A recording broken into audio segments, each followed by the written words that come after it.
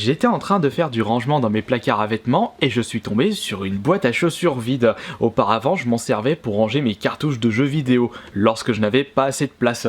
Mais maintenant que j'ai les étagères adéquates, je n'ai plus besoin de m'encombrer de boîtes à chaussures pour ranger mes cartouches de jeux vidéo. Et j'ai eu un flash de souvenir. On peut se servir d'une boîte à chaussures vide pour jouer à un jeu vidéo. Et ce jeu se nomme Let's Tap, un party game sur Wii sorti en 2008. Un jeu que j'avais découvert lors d'une convention, et si je ne me souviens bien c'était l'Epithanime 2009 ou 2010. J'étais tombé sur le charme à l'époque et j'étais direct parti en magasin me le procurer. Mais je ne l'ai pas tant joué que ça par rapport à d'autres party games comme les Mario Party. Mais comment peut-on jouer à un jeu vidéo via une boîte à chaussures? C'est ce que je vais vous montrer aujourd'hui en espérant que cette vidéo va vous plaire. Vous regardez la chaîne YouTube Kirby54. Let's Tap n'a pas été développé par n'importe qui, il a été développé par la boîte de développement Prop, une boîte japonaise créée en 2006 par Yuji Naka, l'un des papas de Sonic, et il a été pendant un très long moment le leader de la très célèbre boîte Sonic Team. À travers son nouveau studio indépendant, il a développé après Let's Tap le Digimon All-Star Rumble sorti sur la PS3 et la 360, ainsi que Rodea sur la Wii U. Let's Tap est le premier jeu matériel de chez Prop. Un autre jeu était sorti mais uniquement disponible dans le WiiWare qui se nomme Let's Catch, qui je pense est un jeu très similaire à Let's Tape. Mais comment se fait-il que ce jeu peut se jouer avec une boîte à chaussures? Ne vous inquiétez pas, il y a toujours une explication à toi. Si on continue la petite présentation de ce jeu, en enlevant le fourreau de Let's Tap, nous avons le droit à une espèce de boîte qui peut être utilisé comme manette, comme accessoire de jeu. Et à l'intérieur, vous avez le droit à, attention, roulement de tambour, un contenu assez léger, une autre boîte qui peut également être utilisée comme accessoire de jeu. Mais malheureusement, il n'y a que 2 boîtes fournies avec ce Let's Type, et si vous désirez jouer à 3 ou à 4, il va falloir trouver autre chose. Voilà pourquoi vous pouvez vous servir d'une vulgaire boîte à chaussures. Et à l'intérieur, nous avons en plus le jeu en version boîte.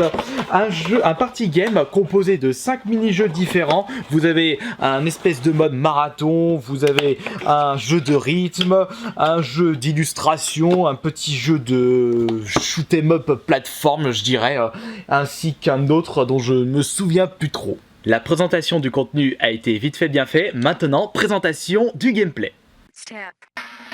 Boîte à chaussures ici, vous n'avez pas vraiment l'air d'être sérieux avec ça, mais vous allez voir, la société Prop a vraiment créé un concept assez original. Malheureusement, le jeu possède quand même pas mal de défauts.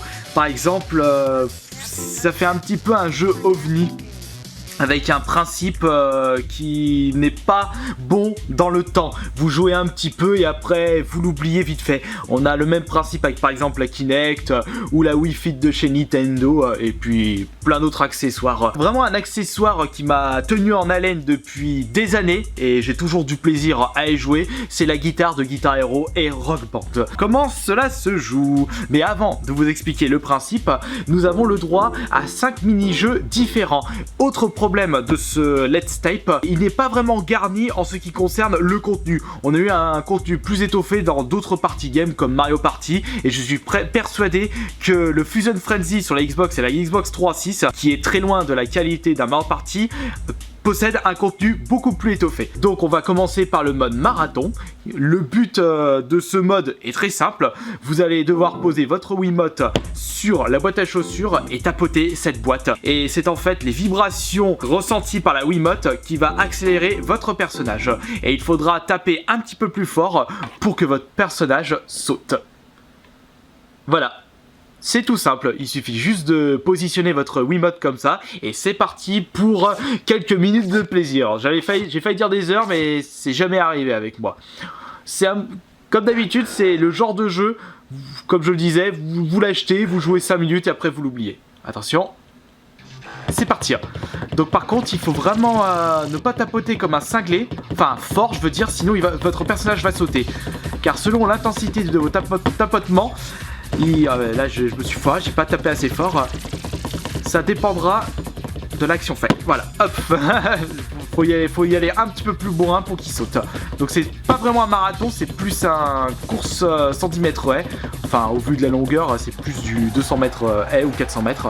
Là, malheureusement, avec un étape 1-1, je suis arrivé deuxième, je suis pas arrivé premier. Mais si vous jouez ce jeu avec des amis ou en famille, il y a vraiment possibilité de prendre du plaisir. On va par contre recommencer l'étape. J'ai vraiment envie de réussir cette petite course. Go! Allez, vas-y, cours. Allez, go. Putain, il faut que j'aille un petit peu plus bourrin. Ouais, comme ça. Il faut que j'utilise plusieurs doigts. Et ouais, non, faut pas que j'utilise trop les doigts, sinon il saute. Maintenant, voilà, allez hop, je commence à comprendre la technique. Hop, on saute, et là je vais pouvoir... Non, zut, j'ai tapé un petit peu... Non, je tape un peu trop fort là. Allez, vas-y. Voilà, c'est bon. Comme vous avez pu le constater, le fait que j'ai tapé trop fort, mon personnage sautait alors que ce n'était pas ça que je souhaitais. Maintenant, on va passer à un autre mini-jeu. Je ne vais pas pouvoir vous présenter le mode rythme car si c'est une musique avec des droits d'auteur, je risque de me faire griller la vidéo. On va faire le mode block stable qui est en fait un espèce de Jenga dans le jeu Let's Tape. On va se mettre en mode illimité. On repositionne la Wiimote juste ici. Vérification terminée. Et votre but sera de retirer tous les cubes. Enfin, je veux dire, toutes les parties de la tour. Et doucement par contre. Je sélectionne celui-là. Je choisis la position comme ceci. Et maintenant, il faut que je retire le bloc. Voilà. Attention. Là. Hop. Voilà. Il faut vraiment... Oh non! Ah, chiotte, j'ai perdu. La tour s'est vautrée et j'ai gagné que 2 pièces. C'est nul. Et le jeu est nul aussi celui-là. Franchement, il est pas aussi badass que le marathon.